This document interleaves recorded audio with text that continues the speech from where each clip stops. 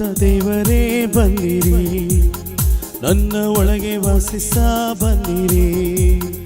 ಆತ್ಮನಾದ ದೇವರೇ ಬನ್ನಿರಿ, ನನ್ನ ಒಳಗೆ ವಾಸಿಸ ಬನ್ನಿರಿ. ದಾಹದಿ ನಿನ್ನ ಕೂಗುವೆ, ಸ್ವರ್ಗ ತೆರೆದಿಳಿದು ಬನ್ನಿರಿ. ದಾಹದಿ ನಿನ್ನ ಕೂಗುವೆ, ಸ್ವರ್ಗ ತೆರೆದಿಳಿದು ಬನ್ನಿರಿ. ಆತ್ಮನಾದ ದೇವರೇ ಬನ್ನಿರಿ, ನನ್ನ ಒಳಗೆ ವಾಸಿಸ ಬನ್ನಿರಿ.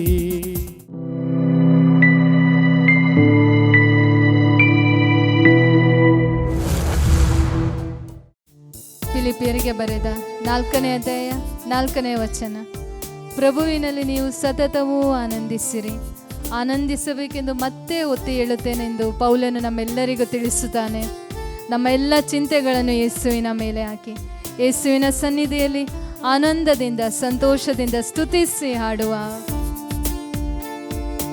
ಹಲ್ಲೆಲೂಯಾ, ಆನಂದವೇ, ಹಲ್ಲೆಲೂಯಾ, ಆನಂದವೇ, ಇಂದು ಆನಂದ ನೀಸು ನೀಡುವ, ಇಂದು ಆನಂದ ನೀಸು ನೀಡುವ. ಸ್ತುತಿಪೇ ಸ್ತುತಿಪೇ ಸ್ತುತಿಸುತ್ತಲೇ ಇರುವೆ, ಸ್ತುತಿಪೇ ಸ್ತುತಿಪೇ ಸ್ತುತಿಸುತ್ತಲೇ ಇರುವೆ. Hallelujah, ಆನಂದವೇ, hallelujah, ಆನಂದವೇ. ಉನ್ನತನ ಮರೆಯಲ್ಲಿ ಶಕ್ತನ ನೆರಳಲ್ಲಿ ನಾನು ಆತನ ರೆಕ್ಕೆಗಳ ಅಡಿಯಲ್ಲಿ ಆಶ್ರಯಿಸುವೆ. ಕರ್ತನ ನೋಡಿ ನನ್ನ ಆಶ್ರಯ ಬಂಡೆಯೇ, ನನ್ನ ದುರ್ಗವೇ, ನನ್ನ ಕೋಟೆಯೇ ಎಂಬುದಾಗಿ ಕೂಗಿ ಕರೆದು ನಾವು ಹಾಡೋಣ. ಉನ್ನತನ ಮರೆಯಲಿ ಶಕ್ತನ ನೆರಳಲಿ ಎಂದು ಇರುವೆನು, ಉನ್ನತನ ಮರೆಯಲಿ ಶಕ್ತನ ನೆರಳಲಿ ಎಂದು ಇರುವೆನು. ಕರ್ತರ ನೋಡಿ ಆಶ್ರಯ ಬಂಡೆ ಎಂದೇ ಕರೆವೆನು, ಕರ್ತರ ನೋಡಿ ಆಶ್ರಯ ಬಂಡೆ ಎಂದೇ ಕರೆವೆನು. ಹಲ್ಲೆಲೂಯಾ, ಆನಂದವೇ, ಹಲ್ಲೆಲೂಯಾ, ಆನಂದವೇ, ಎಂದು ಆನಂದ ನೀಸು ನೀಡುವ, ಎಂದು ಆನಂದ ನೀಸು ನೀಡುವ. ಸ್ತುತಿಪೇ ಸ್ತುತಿಪೇ ಸ್ತುತಿಸುತ್ತಲೇ ಇರುವೆ,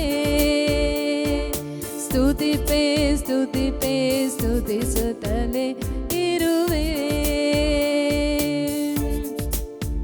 ನಾನು ಹೋದಡಲೆಲ್ಲ ನನ್ನ ಕಾಯುವುದಕ್ಕೆ ಕೊಟ್ಟಿಹನಾಥ ಕಟ್ಟಳೆ ತನ್ನ ದೂತರಿಗೆ.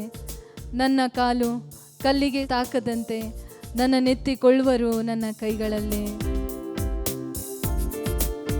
ಮಾರ್ಗದಲ್ಲೆಲ್ಲ ನನ್ನನ್ನು ಕಾಯಲ್ ದೂತರು ನನಗುಂಟು,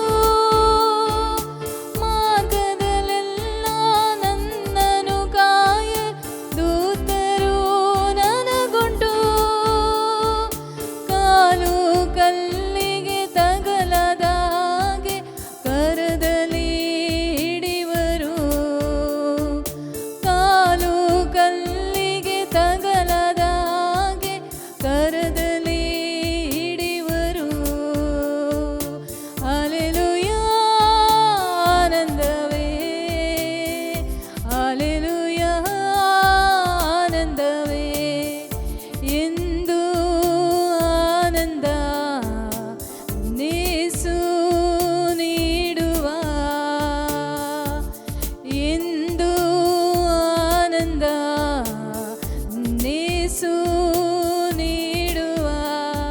ಸ್ತುತಿಪೇ ಸ್ತುತಿಪೇ ಸ್ತುತಿಪೇ ಸ್ತುತಿಸುತ್ತಲೇ ಇರುವೆ. ಸ್ತುತಿಪೇ ಸ್ತುತಿಪೇ ಸ್ತುತಿಸುತ್ತಲೇ ಇರುವೆ. ಸಿಂಹದ ಮೇಲೂ ಸರ್ಪದ ಮೇಲೂ ನಡೆಯುವಂತೆಯೂ ಪ್ರಾಯದ ಸಿಂಹವನ್ನು ಘಟಸರ್ಪವನ್ನು ತುಳಿದು ಬಿಟ್ಟು ಅದರ ಮೇಲೆ ನಮಗೆ ಜಯಿಸುವ ಶಕ್ತಿಯನ್ನು ಅನುಗ್ರಹಿಸಿದ ದೇವರಿಗೆ ಸ್ತುತಿಸಿ ಹಾಡುವ. ಸಿಂಹದ ಮೇಲೂ ಸರ್ಪದ ಮೇಲೂ ನಡೆದೇ ಹೋಗುವೆ. ಸಿಂಹದ ಮೇಲೂ ಸರ್ಪದ ಮೇಲೂ ನಡೆದೇ ಹೋಗುವೆ. ವೈರಿಯ ಸಕಲ ಶಕ್ತಿಯ ಜಯಿಸಲು ಅಧಿಕಾರ ನನಗುಂಟು. ವೈರಿಯ ಸಕಲ ಶಕ್ತಿಯ ಜಯಿಸಲು ಅಧಿಕಾರ ನನಗುಂಟು.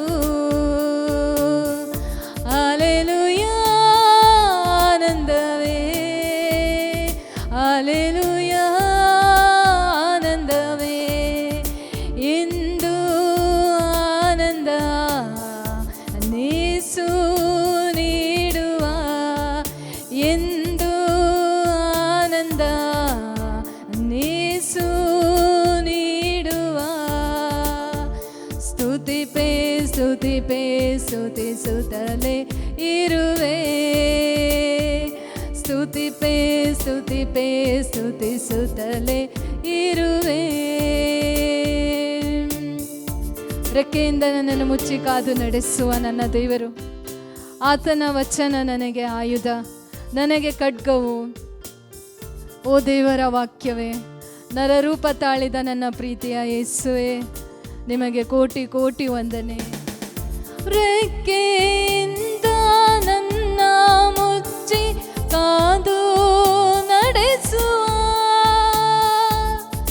ರೆಕ್ಕೆಯಿಂದ ನನ್ನ ಮುಚ್ಚಿ ಕಾದು ನಡೆಸುವ.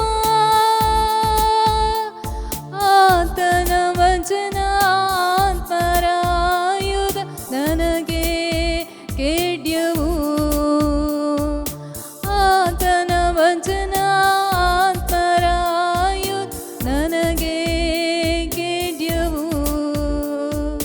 ಹಲ್ಲೆಲೂಯಾ ಆನಂದವೇ, ಹಲ್ಲೆಲೂಯಾ ಆನಂದವೇ, ಎಂದು ಆನಂದ ಯೇಸು ನೀಡುವ. ಎಂದು ಆನಂದ ಯೇಸು ನೀಡುವ. ಸ್ತುತಿಪೇ ಸ್ತುತಿಪೇ ಸ್ತುತಿಸುತ್ತಲೇ ಇರುವೆ. ಸ್ತುತಿಪೇ ಸ್ತುತಿಪೇ ಸ್ತುತಿಸುತ್ತಲೇ ಇರುವೆ. ಸ್ತುತಿಪೇ ಸ್ತುತಿಪೇ ಸ್ತುತಿಸುತ್ತಲೇ ಇರುವೆ. ಸ್ತುತಿಪೇ ಸ್ತುತಿಪೇ ಸ್ತುತಿಸುತ್ತಲೇ ಇರುವೆ. ಹಲ್ಲೆಲೂಯಾ ಹಲ್ಲೆಲೂಯಾ ಹಲ್ಲೆಲೂಯಾ ಹಲ್ಲೆಲೂಯಾ ಯೇಸುವೇ ಹಲ್ಲೆಲೂಯಾ. ಓರಕರ ಶೀರದೀರ ಹಲ್ಲೆಲೂಯಾ ಹಲ್ಲೆಲೂಯಾ ಹಲ್ಲೆಲೂಯಾ ಹಲ್ಲೆಲೂಯಾ.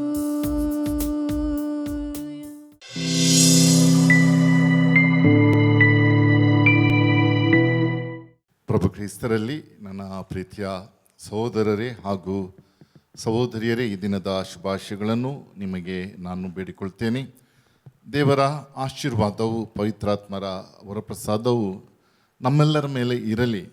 ಈ ಸಂದೇಶವನ್ನು ಆಲಿಸಲು ಹಾಗೂ ಸತ್ಯವನ್ನು ಅರಿತುಕೊಂಡು ಸತ್ಯದ ಪ್ರಕಾರ ನಡೆಯಲು ಆ ದೇವರು ಪವಿತ್ರಾತ್ಮರ ಮೂಲಕ ನಮ್ಮನ್ನು ಅಭಿಷಿಕ್ತಗೊಳಿಸಲಿ ಎಂದು ಪ್ರಾರ್ಥಿಸುತ್ತಾ, ಇವತ್ತಿನ ಈ ಧ್ಯಾನಕ್ಕೆ ನಾನು ಸ್ವಾಗತಿಸುತ್ತೇನೆ.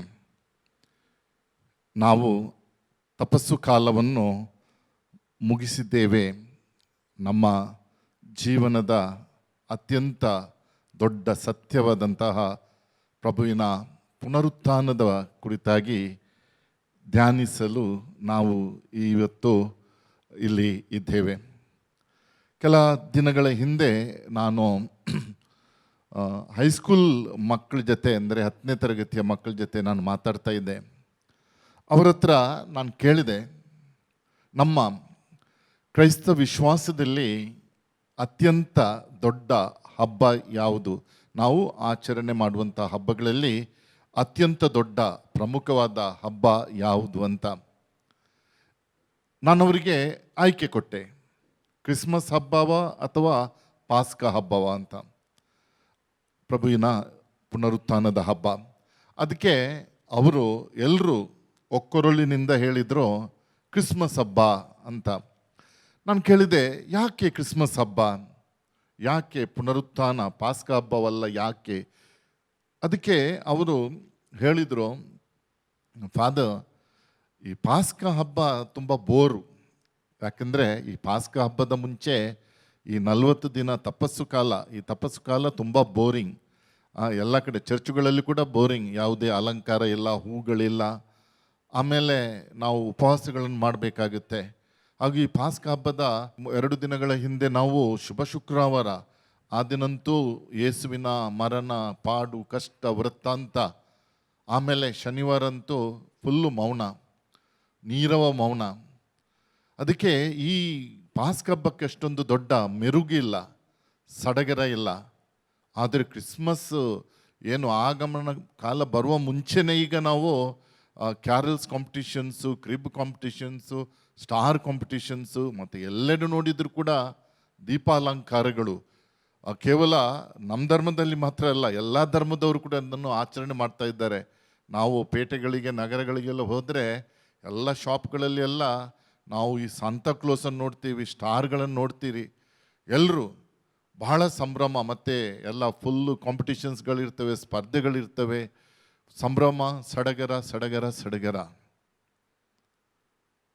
ನಾನು ಆಮೇಲೆ ಅವರಿಗೆ ವಿವರಣೆ ಮಾಡಿದೆ, ನಮ್ಮ ಕ್ರೈಸ್ತ ವಿಶ್ವಾಸದಲ್ಲಿ ಅತ್ಯಂತ ಪ್ರಮುಖ ಹಬ್ಬ ಪಾಸ್ಕ ಹಬ್ಬ, ಕ್ರಿಸ್ಮಸ್ ಹಬ್ಬ ಅಲ್ಲ. ಒಂದು ವೇಳೆ ಪಾಸ್ಕ ಹಬ್ಬ, ಯೇಸುವಿನ ಪುನರುತ್ಥಾನದ ಹಬ್ಬ ಇಲ್ಲದೆ ಹೋಗುತ್ತಿದ್ದಲ್ಲಿ ಖಂಡಿತವಾಗಿಯೂ ಕ್ರಿಸ್ಮಸ್ ಹಬ್ಬ ಇರ್ತಾ ಇರಲಿಲ್ಲ. ಇವತ್ತು ನಾವು ಕ್ರಿಸ್ಮಸ್ ಹಬ್ಬ ಸಂಭ್ರಮ ಸಡಗರದಿಂದ ನಾವು ಆಚರಣೆ ಮಾಡುತ್ತೇವೆ ಅಂದರೆ ಅದಕ್ಕೆ ಕಾರಣ ಯೇಸುವಿನ ಪುನರುತ್ಥಾನ. ಯಾಕೆಂದರೆ ಯೇಸುವಿನ ಪುನರುತ್ಥಾನ ನಮ್ಮ ಕ್ರೈಸ್ತ ಧರ್ಮದ, ಕ್ರೈಸ್ತ ವಿಶ್ವಾಸದ ತಳಹದಿ, ಅದು ಬುನಾದಿ. ಸಂತ ಪೌಲರು ಕೊರಿಂಥಿಯದವರಿಗೆ ಬರೆದ ಪತ್ರದಲ್ಲಿ ಇದನ್ನು ಚೆನ್ನಾಗಿ ಹೇಳ್ತಾರೆ. ಒಂದು ವೇಳೆ ಯೇಸುವಿನ ಪುನರುತ್ಥಾನ ಇಲ್ಲದೆ ಹೋಗಿದ್ದಲ್ಲಿ ನಮ್ಮ ವಿಶ್ವಾಸಕ್ಕೆ ಬುನಾದಿನೇ ಇರ್ತಾ ಇರಲಿಲ್ಲ. ಕೇವಲ ಆ 10ನೇ ತರಗತಿಯ ಮಕ್ಕಳು ಅಲ್ಲ, ನಮ್ಮೆಲ್ಲರ ಅನಿಸಿಕೆಗಳು ಕೂಡ ಹೀಗೇನೆ. ನಾವೆಲ್ಲರೂ ಭಾವಿಸೋದುಂಟು, ನಮ್ಮ ಕ್ರೈಸ್ತ ಧರ್ಮದ ಅತ್ಯಂತ ಪ್ರಮುಖವಾದ ಹಬ್ಬ ಅಂದರೆ ಕ್ರಿಸ್ಮಸ್, ಪಾಸ್ಕ ಹಬ್ಬ ಅಲ್ಲ ನಾವು ಅಂದ್ಕೊಳ್ತೀವಿ. ಆದರೆ ನಾನು ಈಗಾಗಲೇ ಹೇಳಿದಂತೆ ಕ್ರಿಸ್ಮಸ್ ಹಬ್ಬಕ್ಕೆ ಕಾರಣ ಪಾಸ್ಕ ಹಬ್ಬ, ಯೇಸುವಿನ ಪುನರುತ್ಥಾನದ ಹಬ್ಬ. ಈ ಪುನರುತ್ಥಾನ ಅಂದರೆ ಏನು? ಈ ಪುನರುತ್ಥಾನವನ್ನು ನಾವು ಯಾವ ರೀತಿಯಲ್ಲಿ ಅರ್ಥೈಸ್ಕೊಳ್ಬಹುದು? ಯೇಸುವಿನ ಪುನರುತ್ಥಾನಕ್ಕೆ ಇರುವಂತಹ ಪುರಾವೆಗಳು ಏನು? ಹಾಗೂ ಯೇಸುವಿನ ಪುನರುತ್ಥಾನದಿಂದ ನಮ್ಮ ಜೀವನಕ್ಕೆ, ನಮ್ಮ ವಿಶ್ವಾಸ ಜೀವನಕ್ಕೆ ನಾವು ಅರಿತುಕೊಳ್ಳಬೇಕಾದಂತಹ ಸತ್ಯಗಳು ಅಥವಾ ಅಂಶಗಳು ಯಾವುವು? ಇವುಗಳ ಕುರಿತಾಗಿ ಕೆಲವೊಂದು ವಿಷಯಗಳನ್ನು ನಾವು ಇವತ್ತು ಧ್ಯಾನಿಸೋಣ. ನನ್ನ ಇವತ್ತಿನ ಈ ಧ್ಯಾನವನ್ನು ನಮ್ಮ ಹಿಂದಿನ ವಿಶ್ವಗುರು ಆಗಿದ್ದಂತಹ ಪೋಪ್ ಬೆನೆಡಿಕ್ಟ್ 16ನೇ ಪೋಪ್ ಬೆನೆಡಿಕ್ಟ್ ಅವರ ಪುಸ್ತಕದಿಂದ, ಜೀಸಸ್ ಆಫ್ ನಾಜರೇತ್ ಪುಸ್ತಕದಿಂದ, 2ನೇ ಸಂಚಿಕೆಯ ಪುಸ್ತಕದಿಂದ ನಾನು ಈ ಧ್ಯಾನವನ್ನು ಆರಿಸಿಕೊಂಡಿದ್ದೇನೆ. ಮೊತ್ತ ಮೊದಲಾಗಿ ನಾವು ಅರಿತುಕೊಳ್ಳಬೇಕಾದಂಥ ವಿಷಯವೇನೆಂದರೆ, ಯೇಸುವಿನ ಪುನರುತ್ಥಾನದ ಸಂದರ್ಭದಲ್ಲಿ ಶಿಷ್ಯರ ಮನಸ್ಸು ತುಂಬ ಗಲಿಬಿಲಿಗೊಳ್ಳುತ್ತದೆ. ಯೇಸು ಅವರ ಜೊತೆ ಇರಬೇಕಾದ್ರೆ ಅಥವಾ ಯೇಸುವಿನ ಕಷ್ಟ ಪಾಡಿನ ವೃತ್ತಾಂತದ ಸಂದರ್ಭದಲ್ಲಿ ಅವರ ಮನಸ್ಸು ಅಷ್ಟೊಂದು ಗಲಿಬಿಲಿಗೊಳ್ಳಲಿಲ್ಲ. ಆದರೆ ಪುನರುತ್ಥಾನಗೊಂಡ ನಂತರ, ಅಂದರೆ ಯೇಸು ಮರಣ ಹೊಂದಿ 3ನೇ ದಿನದ ನಂತರ ಅವರು ತುಂಬ ಗಲಿಬಿಲಿಗೊಂಡಿದ್ದರು. ಅವರು ತುಂಬ ಗೊಂದಲಕ್ಕೆ ಒಳಗಾಗಿದ್ದರು. ಅನೇಕ ವಿಸ್ಮಯಗಳು ಅವರ ಮುಂದೆ ನಡೀತಾ ಇದ್ದು, ಅದನ್ನು ಅರ್ಥ ಮಾಡ್ಕೊಳ್ಳಿಕ್ಕೆ ಅವರಿಗೆ ಕಷ್ಟ ಆಗ್ತಾ ಇತ್ತು. ಈ ಗಲಿಬಿಲಿಗೊಂಡವರ ಮನ, ಅವರು ಅನುಭವಿಸಿದಂತಹ ಆ ಗೊಂದಲಗಳು ನಮಗೆ ಪ್ರಭು ಯೇಸು ಕ್ರಿಸ್ತರು ಪುನರುತ್ಥಾನಗೊಂಡಿದ್ದಾರೆ ಎಂಬುದಕ್ಕೆ ಸಾಕಷ್ಟು ಪುರಾವೆಗಳನ್ನು ಒದಗಿಸುತ್ತವೆ. ನಾವು ನೋಡ್ತೇವೆ ಹೊಸ ಒಡಂಬಡಿಕೆಯಲ್ಲಿ ಪ್ರಭುವಿನ ಪುನರುತ್ಥಾನಗೊಂಡ ಪ್ರಭು ಯೇಸುವಿನ ಅನೇಕ ದರ್ಶನಗಳ ವಿವರಗಳು ನಾವು ಓದುತ್ತೇವೆ. ಒಂದೊಂದು ವಿವರಗಳು ವಿಭಿನ್ನವಾಗಿವೆ. ಒಂದೊಂದು ಅವರ ಆ ದರ್ಶನದಲ್ಲಿ ಒಂದೊಂದು ಅಂಶಗಳು ನಮಗೆ ಸಿಗ್ತವೆ. ನಾವು ನೋಡ್ತೇವೆ, ಎಮ್ಮೌಸು ದಾರಿಯಲ್ಲಿ ಶಿಷ್ಯರ ಸಂಗಡ ಪ್ರಭು ಕ್ರಿಸ್ತರು ನಡೆಯುತ್ತಾರೆ. ಮಾನವ ರೂಪದಲ್ಲಿ ಅವರು ಅಲ್ಲಿ ಅವರ ನಡುವೆ ದರ್ಶನವಿತ್ತು ಅವರ ಸಂಗಡ ನಡೆದುಕೊಂಡು ಹೋಗ್ತಾರೆ.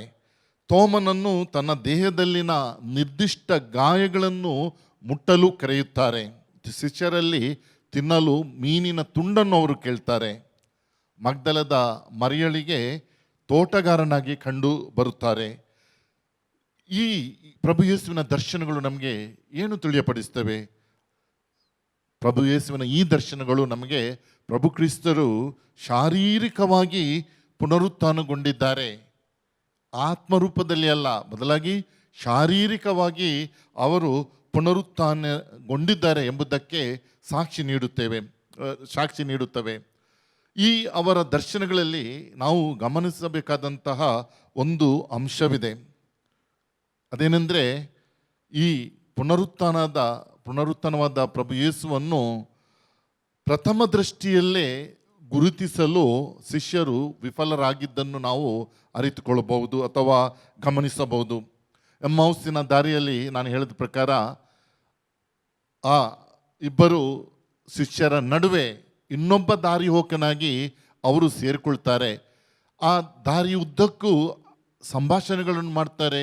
ವಿವಿಧ ವಿಚಾರಗಳನ್ನು ಪ್ರತ್ಯೇಕವಾಗಿ ಪ್ರಭು ಯೇಸುವಿನ ಬಗ್ಗೆನೇ ಅವರು ಮಾತಾಡ್ತಾರೆ. ಆದರೂ ಕೂಡ ಆ ಶಿಷ್ಯರಿಗೆ ಪ್ರಭು ಯೇಸುವಿನ ಗುರುತು ಪರಿಚಯ ಆಗುವುದಿಲ್ಲ. ಯಾವಾಗ ರೊಟ್ಟಿ ಮುರಿಯುತ್ತಾರೆ ಆವಾಗಲೇ ಅವುಗಳ ಕಣ್ಣುಗಳು ತೆರೆಯಲ್ಪಡುತ್ತವೆ. ಸಮಾಧಿಯ ಸ್ಥಳದಲ್ಲಿ ಆ ಮುಂಚಾನೆ ಮಗ್ದಲದ ಮರಿಯಳು ಹೋಗ್ತಾಳೆ. ಅಲ್ಲಿನೂ ಕೂಡ ಆಕೆಗೆ ತಟ್ಟನೆ ಪ್ರಭುವಿನ ಪರಿಚಯವಾಗಲ್ಲ. ತೋಟಗಾರ ಎಂಬುದಾಗಿ ಆಕೆ ತಿಳಿದುಕೊಳ್ತಾಳೆ. ಆಮೇಲೆ ಆಕೆಯ ಹೆಸರನ್ನು ಕರೆದಾಗ ರಬ್ಬೋನಿ ಅಂತ ಹೇಳಿ ಆಕೆ ಪ್ರಭುವನ್ನು ಗುರುತಿಸುತ್ತಾಳೆ. ಗೆನೇಜರೇತಿನ ಸರೋವರದ ಬಳಿ ಶಿಷ್ಯರು ಬೆಳಗಾಗುವಷ್ಟರಲ್ಲಿ ಯೇಸು ತೀರದಲ್ಲಿ ನಿಂತಿದ್ದರು. ಆದರೆ ಅವರು ಯೇಸು ಎಂದು ಶಿಷ್ಯರಿಗೆ ಹೊಳೆಯಲಿಲ್ಲ ಎಂಬುದಾಗಿ ಯೋಹಾನನು ತನ್ನ ಶುಭ ಸಂದೇಶದಲ್ಲಿ 21ನೇ ಅಧ್ಯಾಯ 4ನೇ ವಾಕ್ಯದಲ್ಲಿ ನಮಗೆ ತಿಳಿಯಪಡಿಸ್ತಾನೆ.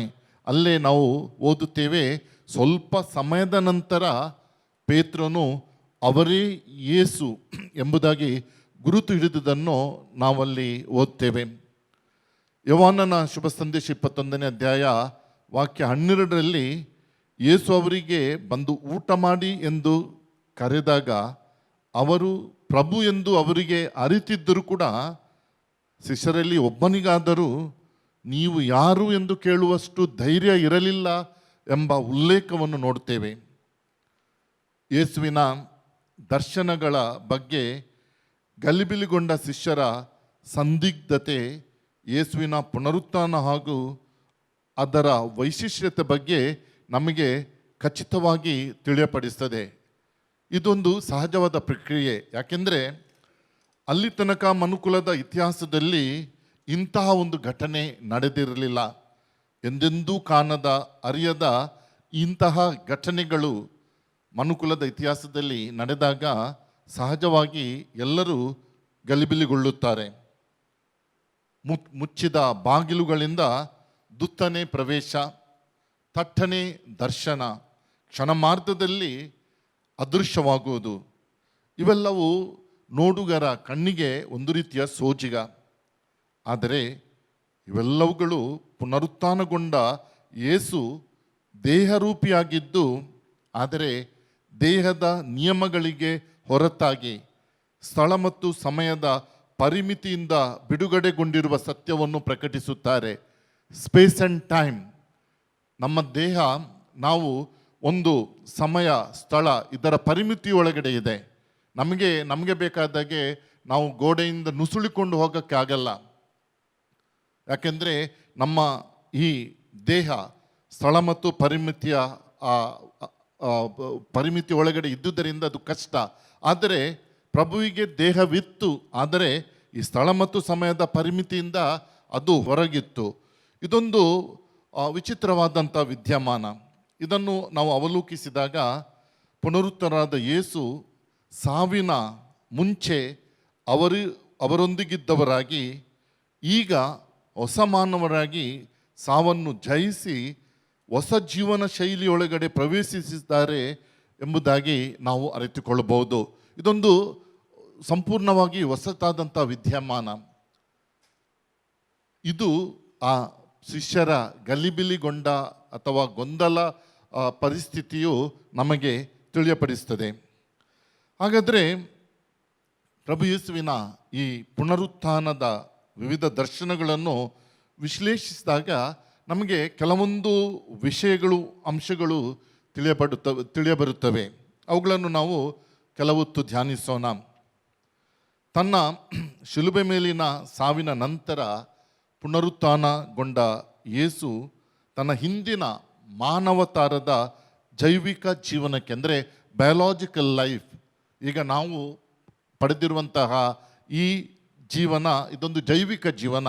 ಯಾಕೆಂದರೆ ಈ ಒಂದು ದೇಹಕ್ಕೆ ಮರಣವಿದೆ. ಆದರೆ ಪ್ರಭುವಿನ ಪುನರುತ್ಥಾನ, ಅದು ಪುನರುತ್ಥಾನದಲ್ಲಿ ಅವರ ಈ ಜೈವಿಕ ಹಿಂದಿನ ಬಯೋಲಾಜಿಕಲ್ ಲೈಫ್, ಜೈವಿಕ ಜೀವನಕ್ಕೆ ಅವರು ಮರಳುವುದಿಲ್ಲ.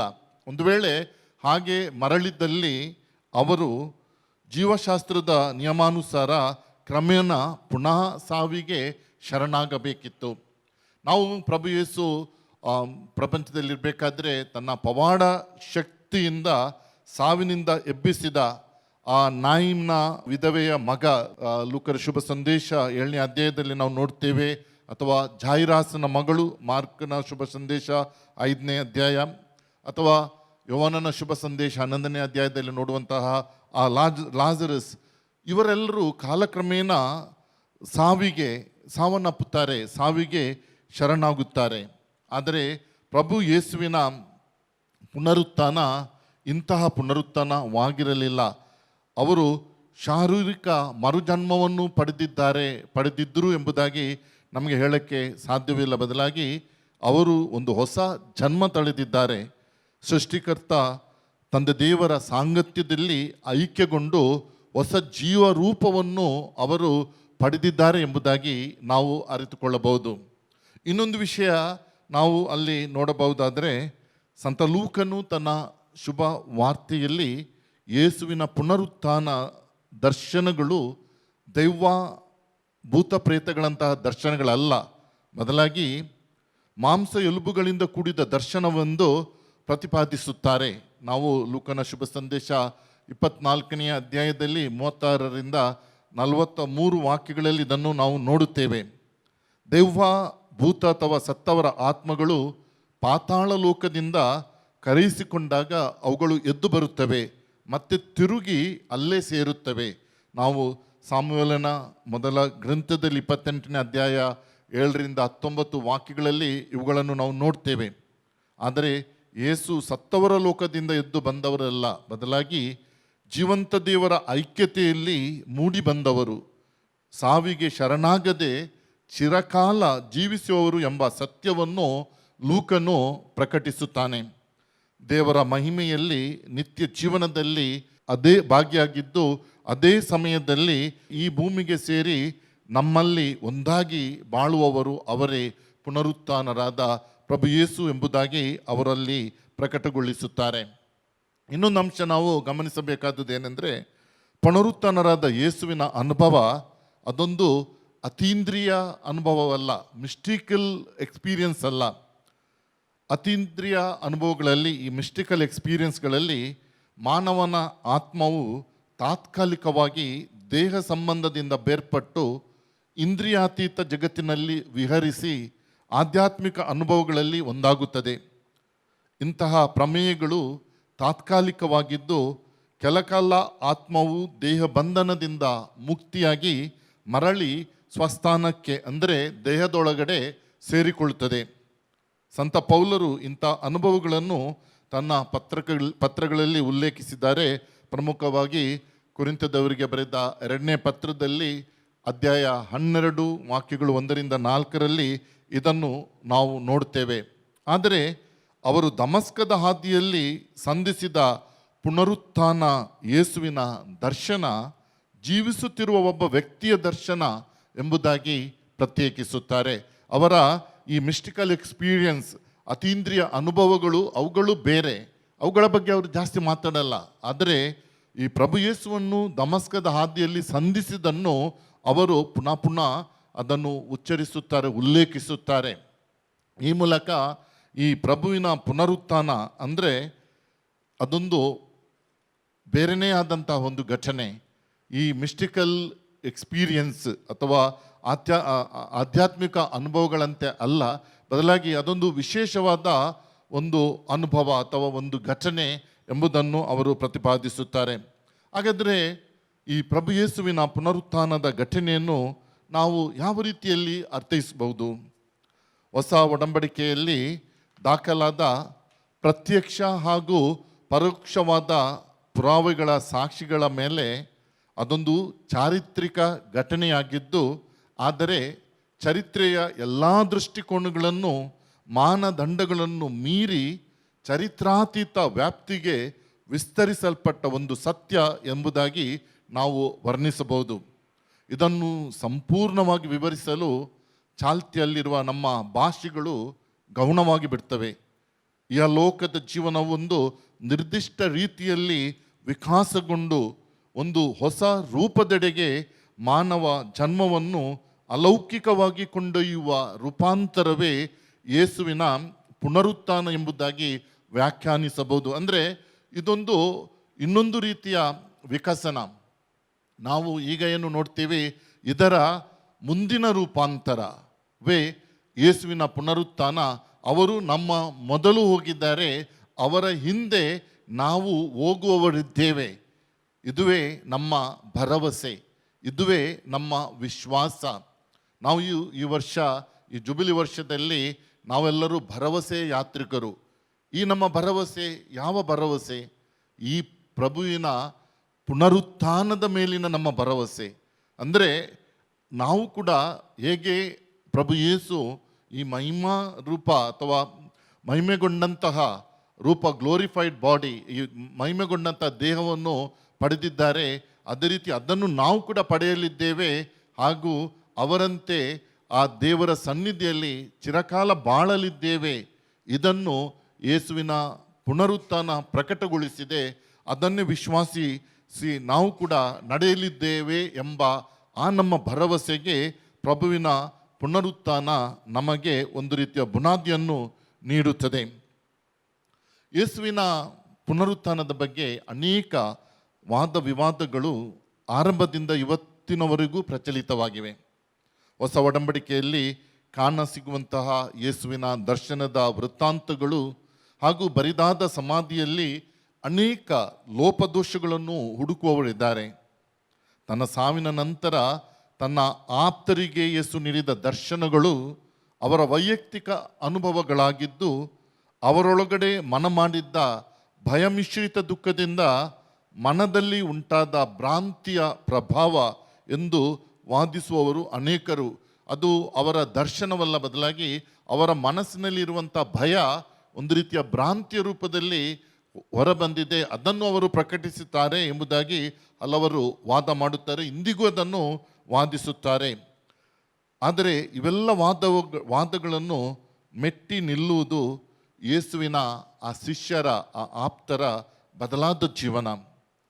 ಪಂಚಶತಾಮದ ಹಬ್ಬದ ನಂತರ ಶಿಷ್ಯರು ತಮ್ಮ ಗುರು ಯೇಸುವನ್ನು ಇಡೀ ಪ್ರಪಂಚಕ್ಕೆ ಪ್ರಕಟಪಡಿಸಿದ ರೀತಿ, ತೋರಿದ ಧೈರ್ಯ, ತಾಳಿದ ಸ್ಥೈರ್ಯ ಅದು ಕಲ್ಪನಾತೀತ, ನಮ್ಮ ಕಲ್ಪನೆಗೂ ಮೀರಿ ನಿಲ್ಲುವಂಥದ್ದು. ಅಂಜು ಬುರುಕುತನದ ಪ್ರತೀಕವಾಗಿದ್ದವರು ಪ್ರಾಣವನ್ನೇ ನೀಗಲು ಹಿಂಜರಿಯದ ವೀರರಾಗಿ ಬದಲಾಗಬೇಕಾದ್ರೆ ಅದು ಕೇವಲ ಒಂದು ಭ್ರಾಂತಿಯ ಪ್ರಭಾವವಾಗಿರಲು ಸಾಧ್ಯನೇ ಇಲ್ಲ. ಪ್ರಭಾವಶಾಲಿಯಾದ ಒಂದು ಅವ್ಯಕ್ತ ಶಕ್ತಿ ಅವರನ್ನು ಆವರಿಸಿಕೊಂಡಿದ್ದು, ಆ ಶಕ್ತಿಯೇ ಪುನರುತ್ಥಾನರಾದ ಪ್ರಭು ಯೇಸು. ಯೇಸು ಪುನರುತ್ಥಾನಗೊಂಡಿದ್ದಾರೆ. ದೇಹದೊಳಗಡೆ ಬಂಧಿಸಲ್ಪಟ್ಟ ಮಾನವ ಜೀವಕ್ಕೆ ಮುಕ್ತಿ ಕೊಟ್ಟು ನವಜೀವನವನ್ನು ಪ್ರವೇಶಿಸಿ ನಮಗೆಲ್ಲರಿಗೂ ಪುನರುತ್ಥಾನ ಜೀವನವನ್ನು ಖಾತ್ರಿಗೊಳಿಸಿದ್ದಾರೆ ಎಂಬ ಸತ್ಯವನ್ನೇ ಹಂತ ಹಂತವಾಗಿ ಪವಿತ್ರಾತ್ಮರ ಪ್ರೇರಣೆಯಿಂದಾಗಿ ಅರಿತುಕೊಂಡು ನಶ್ವರ ದೇಹದ ಮೇಲಿನ ಮೋಹವನ್ನು ತ್ಯಜಿಸಿ ರೂಪಾಂತರಗೊಳ್ಳುವ ನಿತ್ಯ ಜೀವನದ ಭರವಣೆಯನ್ನು ತಮ್ಮದಾಗಿಸಿ ತನ್ನ ಪ್ರಭುವಿಗೆ ಅವರು ತಮ್ಮ ರಕ್ತದಿಂದ ಸಾಕ್ಷಿಯನ್ನು ನೀಡಿದ್ದು ನಾವು ಚರಿತ್ರೆಯಲ್ಲಿ ನಾವು ಓದುತ್ತೇವೆ. ಪುನರುತ್ಥಾನ ಯೇಸುವನ್ನು ವಿಶ್ವಾಸಿಸುವವರು ಹಾಗೂ ಅವರ ಅನುಭವವನ್ನು ಪಡೆದವರು ಇಂದಿಗೂ ಯೇಸುವಿಗೆ ಸಾಕ್ಷಿಗಳಾಗಿ ಬದುಕುತ್ತಿದ್ದಾರೆ. ಪ್ರೀತಿಯ ಸಹೋದರ ಸಹೋದರಿಯರೇ, ನಾವು ಜೀವಂತ ಪುನರುತ್ಥಾನಗೊಂಡ ಜೀವಂತ ಯೇಸುವಿನ ಬಗ್ಗೆ ನಾವು ವಿಶ್ವಾಸಿಸ್ತೇವೆ, ಅವರನ್ನು ನಾವು ಸಾರುತ್ತೇವೆ. ಪ್ರತಿ ಬಲಿಪೂಜೆಯಲ್ಲಿ ಅವರಿಗೆ ಇದನ್ನು ನಾವು ಈ ಸತ್ಯವನ್ನು ನಾವು ಪ್ರಕಟಗೊಳಿಸುತ್ತೇವೆ. ಆದರೆ ನಮ್ಮ ಜೀವನದಲ್ಲಿ ಅದನ್ನು ಹೇಗೆ ಅನುಭವಿಸ್ತೇವೆ? ಇಂದಿಗೂ ನಾವು 2000 ವರ್ಷಗಳ ಹಿಂದೆ ಪ್ರಭು ಯೇಸು ಮಾಡಿದಂತಹ ಆ ಪವಾಡಗಳನ್ನು ಹೊಸ ಒಡಂಬಡಿಕೆಯಲ್ಲಿ ನಾವು ಓದುತ್ತೇವೆ, ಅದನ್ನು ಪ್ರಕಟಿಸುತ್ತೇವೆ, ಅದನ್ನು ಧ್ಯಾನಿಸುತ್ತೇವೆ, ಅದನ್ನು ನಾವು ಸಾರುತ್ತೇವೆ. ಸರಿ, ಅದನ್ನು ನಾವು ಸಾರಬೇಕು. ಆದರೆ ಅಂದು ಆ ಗಲೀಲಿಯದ ಕಫರ್ನೌಮಿನ ಆ ನಜರೇತಿನ ಹಾದಿ ಬೀದಿಗಳಲ್ಲಿ ನಡೆದಾಡಿದ ಯೇಸು ಇವತ್ತು ನಮ್ಮ ಸುತ್ತಮುತ್ತಲಿನ ನಮ್ಮ ಗ್ರಾಮಗಳಲ್ಲಿ, ನಮ್ಮ ಪಟ್ಟಣಗಳಲ್ಲಿ, ನಮ್ಮ ಮನೆಗಳಲ್ಲಿ, ನಮ್ಮ ಹಾದಿ ಬೀದಿಗಳಲ್ಲಿ ಕೂಡ ಅವರು ನಡೆಯುತ್ತಾರೆ. ನಮ್ಮ ಒಳಗಡೆ, ನಮ್ಮ ಕುಟುಂಬದಲ್ಲಿ, ನಮ್ಮ ಮನೆಗಳಲ್ಲಿ ಅವರು ವಾಸಿಸುತ್ತಾರೆ. ಈ ಸತ್ಯವನ್ನು ನಾವು ಎಷ್ಟರ ಮಟ್ಟಿಗೆ ಅರಿತುಕೊಂಡಿದ್ದೇವೆ? ಆ ಜೀವಂತ ದೇವರು ಇವತ್ತಿಗೂ ಕೂಡ ನಮ್ಮ ಜೀವನದಲ್ಲಿ ಪವಾಡಗಳನ್ನು ಮಾಡ್ತಾರೆ. ಅವರು ಪವಾಡಗಳನ್ನು ಪ್ರತಿಕ್ಷಣ ನಮ್ಮ ಜೀವನದಲ್ಲಿ ಮಾಡುತ್ತಾರೆ.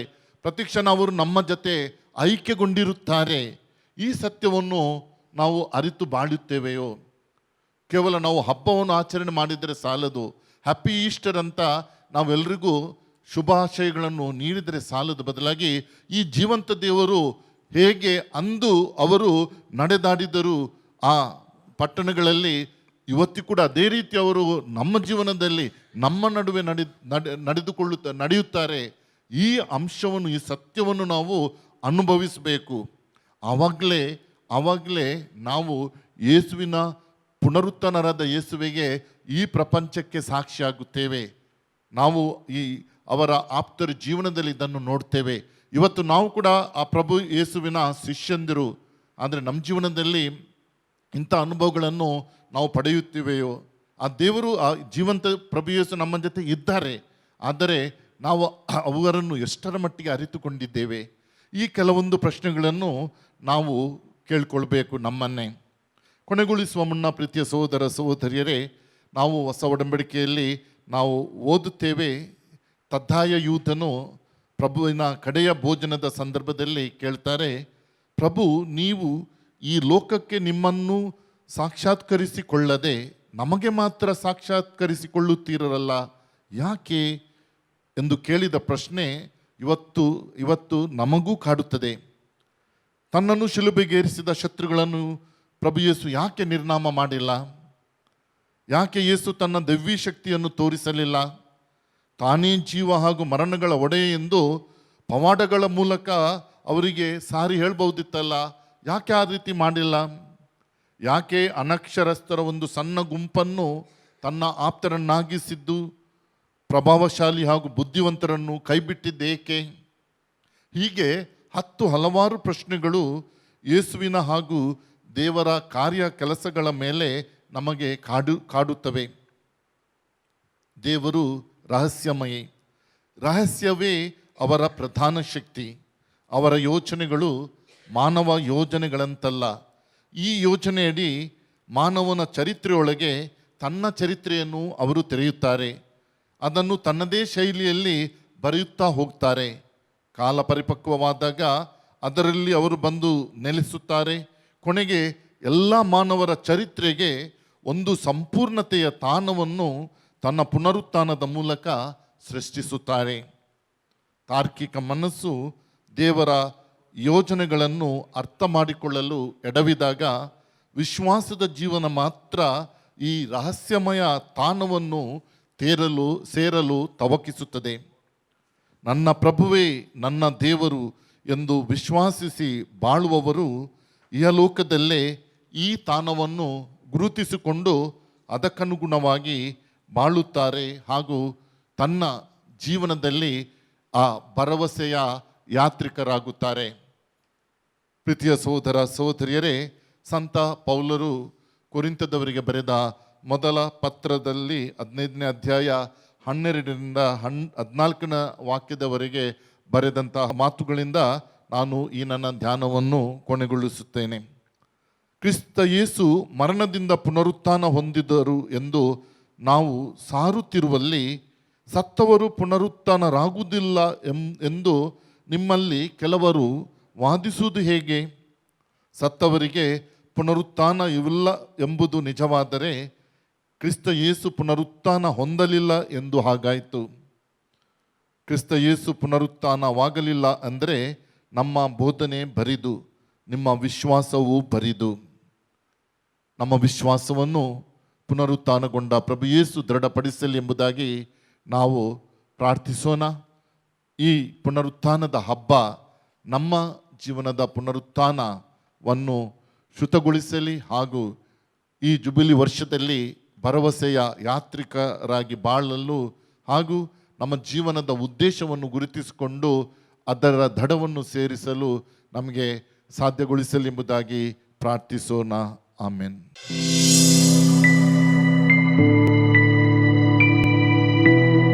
ನನ್ನ ಹೆಸರು ಸುಪ್ರಿಯಾ. ನಾವು ಬೆಂಗಳೂರಿಂದ ಬಂದಿದ್ದೀವಿ. ನಮಗೆ ಮದುವೆಯಾಗಿ 14 ವರ್ಷ ಆಯಿತು. ಅದಕ್ಕೂ ಒಂದು 5 ವರ್ಷದ ಹಿಂದೆ ಮಾತ್ರ ನಾವು ದೇವರನ್ನ ಕಂಡುಕೊಂಡಿದ್ದು. ನಾವು ಹುಟ್ಟು ಕ್ರಿಶ್ಚಿಯನ್ನು, ಆದರೆ ನಾವು ಯಾವುದೇ ಒಂದು ಬಲಿಪೂಜೆಗೆ ಓದೋಳಲ್ಲ. ಕನ್ವೆಕ್ಟ್ ಆಗಿ ಮದುವೆ ಆದ್ವಿ. ಆದರೂ ಕೂಡ ನಮ್ಮ ಯಜಮಾನರು ಕನ್ವೆಕ್ಟ್ ಆಗಿ ಅವ್ರ ನಂಬಿಕೆಯಲ್ಲಿದ್ದರೂ ಕೂಡ ನಾನು ಅಷ್ಟೊಂದು ಬಲಿಪೂಜೆಗೆ ಹೋಗ್ತಾ ಇರಲಿಲ್ಲ. ಅರ್ಧ ಬಲಿಪೂಜೆಗೆ ಹೋಗೋದು. ನಾವೇ ಕ್ರಿಶ್ಚಿಯನ್ಸ್ ಆಗಿ ದೇವ್ರ ಮೇಲೆ ನನಗೆ ನಂಬಿಕೆ ಇರಲಿಲ್ಲ. ದೇವ್ರು ನಮಗೆಲ್ಲನೂ ಕೊಟ್ಟಿದ್ರು, ಆದರೆ ನಾವು ಅದನ್ನು ಉಪಯೋಗಿಸ್ಕೊಂಡಿಲ್ಲ. ಆಮೇಲೆ ಯಾವುದೋ ಒಂದು ಪರಿಸ್ಥಿತಿಯಲ್ಲಿ ನಾವೆಲ್ಲವನ್ನು ಕಳ್ಕೊಳ್ಬೇಕಾಗಿತ್ತು. ತುಂಬ ಕಷ್ಟನ ನೋಡಬೇಕಾಗಿತ್ತು. ಅಂದ್ಕೊಂಡಿರಲಿಲ್ಲ ಆ ಥರ ಪರಿಸ್ಥಿತಿ ಬರುತ್ತೆ ಅಂತ. ದೇವರು ಕೊಟ್ಟಾಗ ನಾವು ಅದನ್ನು ನೆನೆಸ್ಕೊಂಡಿಲ್ಲ. ಕಳ್ಕೊಂಡಾಗ ಗೊತ್ತಾಯಿತು ನಮಗೆ. ನಾನು ಜನರನ್ನ ನಂಬಿದೆ, ದೇವ್ರನ್ನ ನಂಬಿಲ್ಲ. ಆವಾಗ ಗೊತ್ತಾಯಿತು ನಮಗೆ ಎಲ್ಲ ಕಳ್ಕೊಂಡಾಗ ದೇವರೇ ನಮ್ಮ ಜೊತೇಲಿರೋದು, ಜನರು ಯಾರೂ ಇರಲ್ಲ ಅನ್ನೋದನ್ನು ನಾನು ತಿಳ್ಕೊಂಡೆ. ನನಗೀಗ 32 ವರ್ಷ. ಆದರೆ ನಾವು ದೇವ್ರನ್ನ ಕಂಡ್ಕೊಂಡಿದ್ದು ಇವಾಗ ಒಂದು 5 ವರ್ಷದಿಂದ ಅಷ್ಟೇ. ಆಮೇಲೆ ನಾನು ಯಾವಾಗ ದೇವ್ರನ್ನ ತಿಳ್ಕೊಳ್ಳೋಕ್ಕೆ ಶುರು ಮಾಡಿದೆ, ದೇವರು ನಮ್ಮ ಕುಟುಂಬದಲ್ಲಿ ತುಂಬ ಅದ್ಭುತ ಕಾರ್ಯಗಳನ್ನು ಮಾಡಿದ್ರು. ನಮ್ಮ ಯಜಮಾನರಿಗೆ 4 ವರ್ಷದಿಂದ ಕೆಲಸ ಇರಲಿಲ್ಲ. ನಾನು ಯಾವಾಗ ಧ್ಯಾನ ಕೂಟಗಳಿಗೆ ಹೋಗಲು ಪ್ರಾರಂಭಿಸಿದೆ, ದೇವರನ್ನ ನಂಬಕ್ಕೆ ನಾನು ಪ್ರಾರಂಭ ಮಾಡಿದಾಗ ದೇವರು ಒಂದು ಪರಿಸ್ಥಿತಿ ಯಾವ ಥರ ಬಂತು ಅಂದರೆ, ನಮಗೆ ಊಟಕ್ಕೂ ಕೂಡ ತುಂಬ ಕಷ್ಟ ಆಗಿಬಿಟ್ಟಿತ್ತು. ಏನೂ ನಮ್ಮ ಹತ್ರ ಇರಲಿಲ್ಲ. ಆ ಥರ ಒಂದು ಕಷ್ಟದಲ್ಲಿ ನೋಡಿ ನನಗೆ ಚಿಕ್ಕ ಮಗು ಇತ್ತು. ಆ ಟೈಮಲ್ಲಿ ನಾನು ಯಾವ ಕೆಲಸಕ್ಕೂ ಹೋಗೋಕ್ಕಾಗಿಲ್ಲ. ಬೇರೆಯವ್ರ ಮನೆಯಲ್ಲಿ ಕೆಲಸಕ್ಕೆ ಹೋಗಬೇಕಾಗಿರುವಂಥ ಪರಿಸ್ಥಿತಿ ಬಂತು. ಆದರೆ ನಾನು ಯಾವಾಗ ದೇವ್ರನ್ನ ನಂಬಕ್ಕೆ ಶುರು ಮಾಡಿದೆ, ಆವಾಗ ನಮ್ಮ ಜೀವನನ ದೇವರು ಯಾವ ಥರ ಸ್ಥಿತಿಗೆ ತಗೊಬಂದಿದ್ದಾರೆ ಅಂದರೆ, ಈ ದಿನ ನಮ್ಮನೆಗೆ ಒಬ್ಬರು ಕೆಲಸದವ್ರು ಬರ್ತಾರೆ. ನಮ್ಮ ಯಜಮಾನ್ರು ಕೊಕೊಕೋಲಾ ಕಂಪ್ನಿಯಲ್ಲಿ ಮ್ಯಾನೇಜರ್ ಆಗಿ ಮಾಡಿದ್ದಾರೆ. ಕಾರ್ ಇದೆ, ಬೈಕ್ ಇದೆ, ಎಲ್ಲ ಇದೆ. ಆದರೆ ನಾವು ದೇವ್ರನ್ನ ತಿಳ್ಕೊಂಡಿದ್ದು ಕೇವಲ 5 ವರ್ಷದಲ್ಲಿ. ಅದಕ್ಕೆ ಮುಂಚೆನೇ ನಾನು ದೇವ್ರನ್ನ ತಿಳ್ಕೊಂಡಿದ್ದೀರಿ ನಮ್ಮ ಜೀವನ ಇನ್ನೂ ಯಾವ ಥರ ಇರ್ತಾ ಇದ್ದೋ ಗೊತ್ತಿಲ್ಲ. ಆದರೆ ದೇವರು ಇವತ್ತು ನಮ್ಮ ಜೀವನದಲ್ಲಿ ಒಂದು ಅದ್ಭುತ ಕಾರ್ಯನ ಮಾಡಿದ್ದಾರೆ. ನನಗೆ 11 ವರ್ಷದ ಮಗಳನ್ನು ಕೊಟ್ಟಿದ್ದಾರೆ. ನಾನು ಅವಳನ್ನ ಇವಾಗಲೇ ಅವಳು ಬಲಿಪೂಜೆಯಲ್ಲಿ ಮ್ಯೂಸಿಕ್ ಪ್ಲೇ ಮಾಡ್ತಾಳೆ. ಆ ಥರ ಒಂದು ಅದ್ಭುತ ಕಾರ್ಯನ ದೇವರು ನಮ್ಮ ಕುಟುಂಬದಲ್ಲಿ ಮಾಡಿದ್ದಾರೆ. ನಾವು ಕಷ್ಟ ಬಂದಾಗ ಮಾತ್ರ ಹೇಳ್ಕೊತೀವಿ ನಮ್ಗೆ ಆ ಕಷ್ಟ ಈ ಕಷ್ಟ. ಆ ಟೈಮಲ್ಲಿ ನಮ್ಮ ತಂದೆ ತಾಯಿ ನಮ್ಮ ಬಂದು ಎಲ್ಲರೂ ನಮ್ಮನ್ನು ಕೈ ಬಿಟ್ಬಿಟ್ರು. ಯಾರು ನಾವು 5 ವರ್ಷ ನಾವು ಬದುಕಿದ್ದೀವಿ ಸತ್ತಿದ್ದೀವಿ ಏನೇನೂ ಗೊತ್ತಾಗಿಲ್ಲ. ಆದರೆ ದೇವ್ರು ನಮ್ಮನ್ನ ಕೈ ಬಿಟ್ಟಿಲ್ಲ, ನಮ್ಮನ್ನು ನಮ್ಮ ಕುಟುಂಬನ ಕಾಪಾಡಿದ್ರು. ಯಾವ ಥರ ಪರಿಸ್ಥಿತಿಗೆ ನಾವು ಹೋಗಿದ್ವಿ ಅಂದರೆ, ನಾನು ನಮ್ಮ ಯಜಮಾನ್ರು ಕೂತ್ಕೊಂಡು ಮಾತಾಡಿದ್ವಿ, ಬೇಡ ಆತ್ಮಹತ್ಯೆ ಮಾಡ್ಕೊಳ್ಳೋಣ ಅಂತ. ಆದರೆ ದೇವರು ಆ ಟೈಮಲ್ಲಿ ನಮ್ಮನ್ನು ನಮ್ಮ ಕುಟುಂಬನ ಕಾಪಾಡಿದ್ರು. ಆದರೆ ಇವತ್ತೆಲ್ಲ ಇದೆ, ಆದರೆ ನಾವು ಫಸ್ಟು ಇವತ್ತು ನಮ್ಮ ಜೀವನದಲ್ಲಿ ದೇವರಿಗೆ ಪ್ರಾಮುಖ್ಯತೆ ಕೊಡ್ತೀವಿ, ಅವ್ರು ಮಾಡಿರೋ ಉಪಕಾರಗಳನ್ನ ಸ್ಮರಿಸ್ತೀವಿ. ನಾವು ಮೊದಲು ಜನರನ್ನ ನಂಬೋದನ್ನು ಬಿಡಬೇಕು, ದೇವ್ರಿಗೆ ಪ್ರಾಮುಖ್ಯತೆ ಕೊಡಬೇಕು. ದೇವ್ರು ನಮ್ಮ ಜೀವನದಲ್ಲಿ ಎಲ್ಲ ಮಾಡಿರೋ ಉಪಕಾರಗಳನ್ನ ಸ್ಮರಿಸಿ ಅವ್ರಿಗೆ ಕೃತಜ್ಞತೆ ಸಲ್ಲಿಸ್ಕೊಂಡು ಹೋಗಬೇಕು. ನಾನು ದೇವ್ರು ನಮ್ಮ ಜೀವನದಲ್ಲಿ ಮಾಡಿರುವ ಎಲ್ಲ ಉಪಕಾರಗಳನ್ನು ಸ್ಮರಿಸುತ್ತಾ ನಾವು ಮಾಡಿರುವ ತಪ್ಪುಗಳನ್ನು ಒಪ್ಪಿಕೊಂಡು ನಾನು ದೇವರಿಗೆ ಕೃತಜ್ಞತೆ ಹೇಳೋಕ್ಕೆ ಇಷ್ಟಪಡ್ತೀನಿ.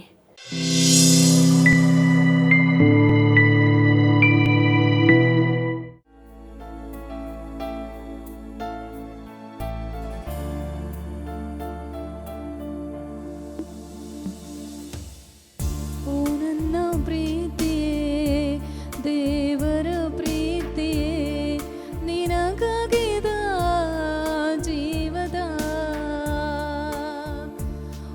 ಓ ನನ್ನ ಪ್ರೀತಿಯೇ, ದೇವರ ಪ್ರೀತಿಯೇ, ನಿನಗಾಗಿದ ಜೀವದ.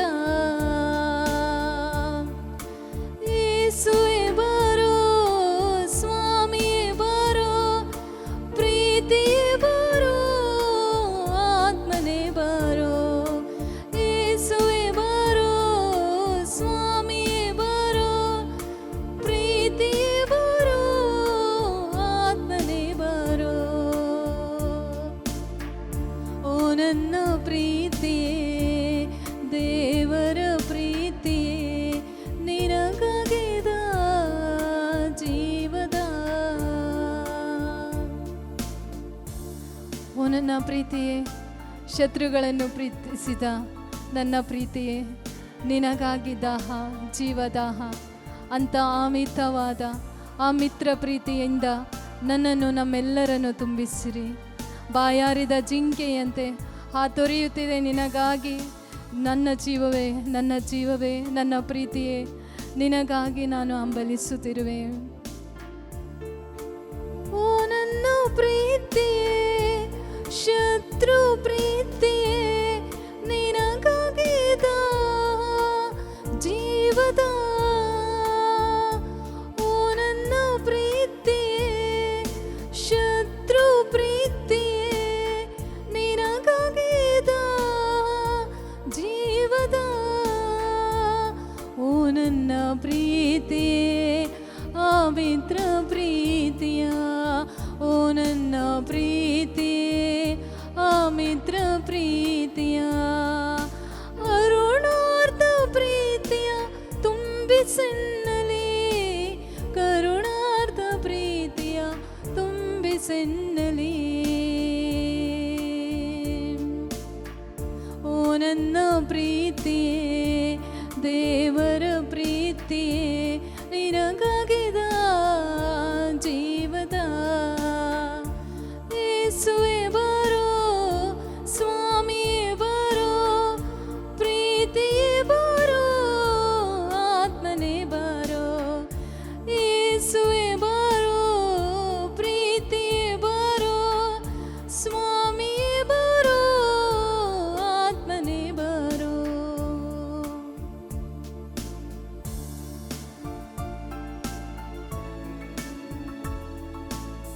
ಓ ನನ್ನ ಪ್ರೀತಿಯೇ, ನನ್ನ ಯೇಸು ಪ್ರೀತಿಯೇ, ನಿನಗಾಗಿ ದಾಹ, ಜೀವದಾಹ, ಆ ಪರಿಶುದ್ಧ ಪ್ರೀತಿಯಿಂದ ನನ್ನನ್ನು ತುಂಬಿಸು.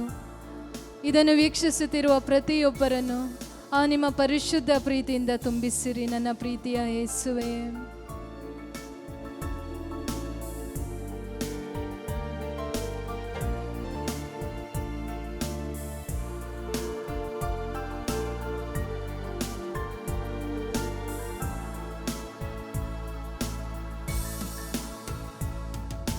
ಓ ನನ್ನ ಪ್ರೀತಿಯೇ, ಶತ್ರು ಪ್ರೀತಿಯೇ, ನಿನಗಾಗಿದ ಜೀವದ.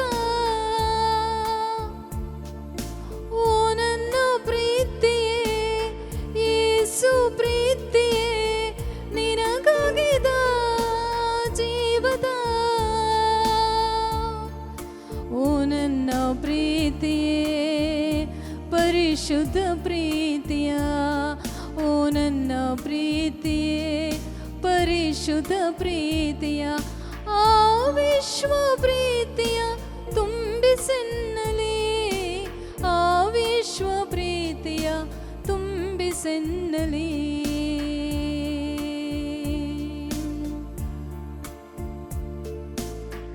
ಓ ನನ್ನ ಪ್ರೀತಿಯೇ ದೇವರ ಪ್ರೀತಿಯೇ ನಿನಗಾಗಿದ ಜೀವದ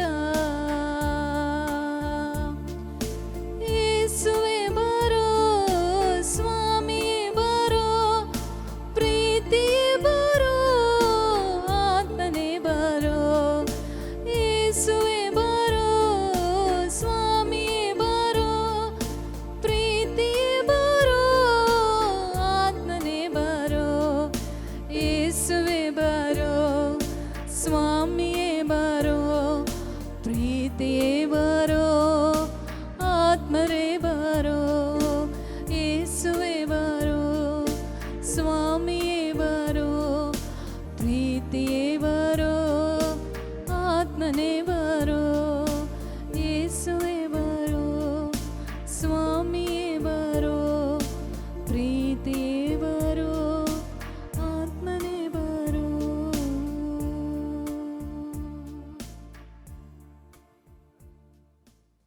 ಯೇಸುವೆ ಸ್ತೋತ್ರ, ಯೇಸುವೆ ವಂದನೆ, ಯೇಸುವೆ ಆರಾಧನೆ.